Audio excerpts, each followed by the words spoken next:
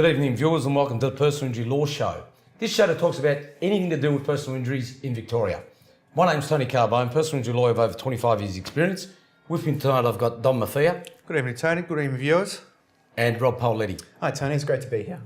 New set, Don. A new set. Looks good, doesn't it, Tony? It does. Now, tonight, Tony, we've got an expert witness coming in to talk to us about accident reconstructions. Tia Orton from Delta V. Yes, I'm looking forward to that, and I'm sure the viewers will be too. It's great footage as well. But before, what's in the news, Tony? Well, there's been a lot in the news, viewers, and a lot of it's got to do with the roads. We've got the worst roads in the country, apparently. Melbourne's roads top the list of nation's crash hotspots. Black day for drivers. Rob, can you elaborate on this? Well, apparently there are a few roads in Melbourne that are extremely dangerous. One of them is Springvale Road in Glen Waverley. Apparently that's topped as being the most dangerous road in Australia. Some of the ones that came close were Sydney Road in Coburg. There was Bell Street also. Are they dangerous, Dom, because of the state of the roads, or are they dangerous because of the state of the driving? I think it'll be a bit of both, Tony, but it's a lot to do with the state of the road. The intersection, particularly the one in Springvale Road, it's a very big intersection, a lot of cars that go through, and there is a lot of driver error as well going through those intersections. So I think a bit of both, Tony. And because the roads are not the best, does that mean that if someone gets injured, is it against the driver that caused the accident, or is it against the council or whoever's responsible for those intersections? Well, again, it depends on the circumstances. It could be potentially against both. If it's as a result of driver error, well, it'll be against the driver as a result of the design of the road without any other party at fault. Then you could look at the council or the road authority, which may be Vic Roads, for an intersection like that. Just on that issue there's a story of crash dad who won't see his 14th baby. Rob, you know a bit about this, don't you? It's an incredibly sad story. This was a father of 14 who died in a car accident. Father of 14 children. 14 children. Plus expecting one. That's correct. Now, this police still don't know exactly what happened, whether it was just an accident, whether there was a drag race involved. So, Dom, the rights? The rights will come under the Transport Accident Act, so under the TAC.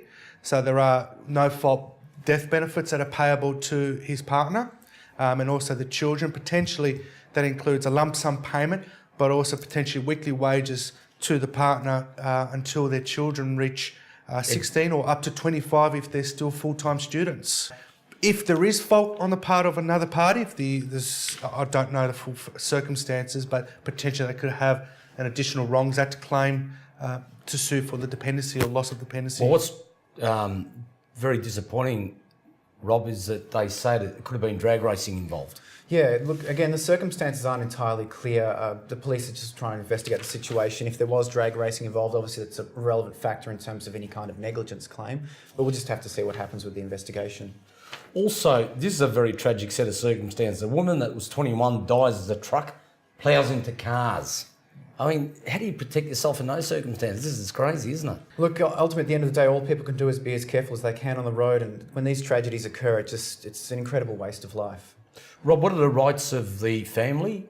Well, the family will have several rights. For a start, they will have what we call the death benefits, where a person, if they've passed away in an accident, they can get the costs of cremation, burial and things like that. They can also get limited counselling, grief counselling for the grief that they've incurred as a result of this accident. And look, ultimately, there can be some other benefits for the survivors of these accidents as well. If a person didn't die, they will have statutory benefits for loss of wages and medical expenses, and potentially a common law claim against the negligent driver. John, the family members would have a claim for nervous shock, wouldn't they? We'll keep discussing that, Tony. That's right. So if there is a loving relationship, close relationship with the person that's passed away, and the person has developed a psychological or psychiatric condition as a result of this accident, then they may have their own claim for their own injuries, which is the mental injury or the psychological trauma they've sustained. And with the evolution of the law in that area, you don't have to be at the scene. Is that correct? So you don't have to witness the aftermath or the actual accident. You just have to show that you've got a close relationship with the person who's passed away. And it doesn't necessarily have to be a blood relationship, is that correct? That's correct. The net is cast pretty wide on who can catch these days, Tony. Close friends? Close friends, family members, of course, extended family members. List keeps growing, Tony. Okay, fellas, let's leave the articles. Tonight's show's about opinion evidence. When can you introduce it? When can you bring in experts? Rob, tell us a bit about the law in this area. Opinion evidence is an interesting area of the law. Generally speaking, a witness's opinion can't be used and is not admissible as proof of a fact. So, for example, if it's a murder case or something and a person says, well, this bloke was a pretty violent guy, I reckon he probably did it, that's inadmissible because it's an opinion about a fact. Well, Don, there's a court case of Makeda and Sprouse. Yes. That's the leading judgment in relation to opinion evidence and also experts. So experts are the exception to the rule.